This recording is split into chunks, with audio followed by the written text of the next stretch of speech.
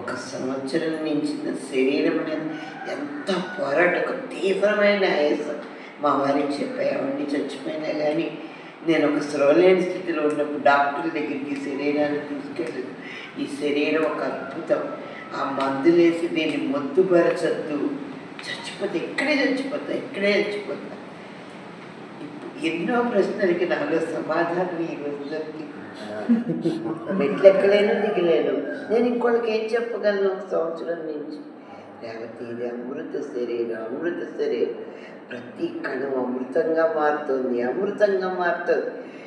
ఎప్పుడు ఇదే ఆలోచన. ఇది అమృత శరీరం. అది నాకు ఎవరు చెప్పారో తెలీదు. ఎప్పుడు ఇది అమృత శరీరం, అమృతంగా మారుతుంది, అక్షయంగా మారుతుంది. చెప్పుకుంటూ అలాగా నాలో ఎన్ని ప్రశ్నలకి సమాధానం దొరికిందంటే, నేను దీనికోసం మోక్షం ఇస్తానన్నాడు. ఆయన ఎక్కడ ఇచ్చేది? ఈయన తెచ్చుకోవాలి అర్జునుడు.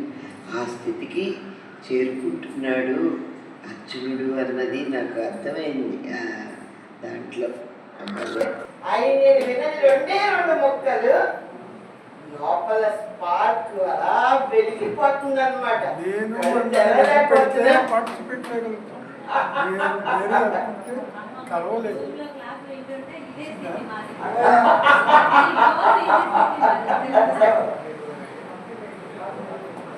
అసలు ఎంత ఆనందాన్ని పొందుతున్నామంటే అది మన బయటికి వ్యక్తం చెయ్యలేము. అసలు ఈ శరీరానికి రాదు కూడా ఆనందాన్ని వ్యక్తం చేయటం. అంత ఆనందం లోపలంతా స్పార్క్ వెలిగిపోతుంది. ఆయన చెప్తున్న మాటలు కళ్ళు తెచ్చి వెళ్ళలేకపోతున్నా. అంత బాగుంది. ఆత్మ నృత్యం చేస్తోంది అన్నమాట లోపల కదా. ఎంత లక్కీ ఛాన్స్ మనకి. బుద్ధ పౌర్ణమి సందర్భంగా ఆ బుద్ధుడు, ఆ సృష్టికర్త మనకి ఈ మహానుభావుని రూపంలో ఈ జ్ఞానాన్ని మనకి తీసుకొచ్చిన లక్కీ ఛాన్స్.